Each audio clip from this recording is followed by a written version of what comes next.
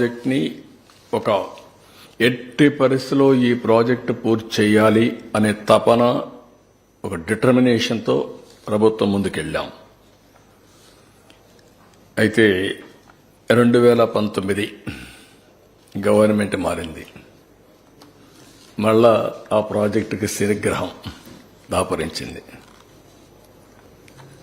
బాధ, ఆవేదన, కసి ఒకసారి కొన్ని రోజులు డైజెస్ట్ చేసుకొని కూడా చేసుకోలేం. ఎందుకంటే మీరు చూస్తే 82 సార్లు నేను నెలవారీగా హైదరాబాద్లో ఒకప్పుడు సర్ప్రైజ్ ఇన్స్పెక్షన్స్ 70 సార్లు 75 సార్లు వెళ్ళాను. ఈరోజు ఆ స్థితి అమారుగా ఉందంటే 75 సార్లు చరిత్రలో ఏ ముఖ్యమంత్రి క్షేత్రస్థాయి పరిశీలనకు పోయి ఉండరు. బస్సులో వెళ్ళడం, తిరగడం, బస్సులో ఇన్స్ట్రక్షన్స్ ఇవ్వడం, అక్కడి నుంచి సెక్రటరీకి పోవడం, అవన్నీ చేసి డెవలప్ చేశాం.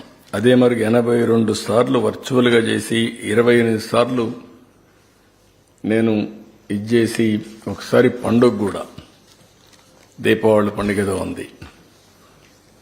ఆ రోజు నేను అమెరికాకు పోతూ గడ్కర్ని నాగ్పూర్లో కలిసి ఆ రోజు కూడా ఆయన ట్రబుల్లో పెట్టి ఈ ప్రాజెక్ట్ గురించి మాట్లాడి వెళ్ళాను.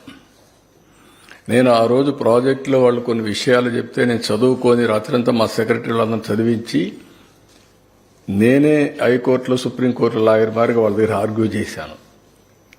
వర్డ్ టు వర్డ్ మీరు చెప్పండి, మీరు అంటున్నారు ఇది సెంట్రల్ ప్రాజెక్ట్ కాకపోతే ఏమవుతుందని కూడా ఆర్గ్యూ చేశాను. వాళ్ళు కన్విన్స్ అయ్యారు.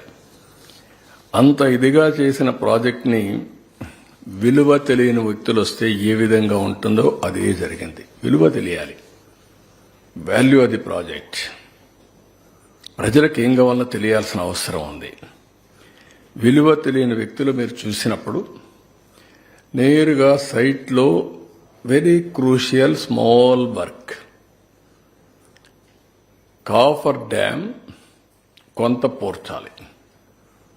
అండర్స్టాండింగ్ ఇంజనీర్స్, అప్పుడుండే service provider, contractor before rainy సీజన్లో అది పూర్తి చేసేదానికి ప్లానింగ్, ఎగ్జిక్యూషన్, ఎవ్రీథింగ్ కంప్లీట్ చేశాం.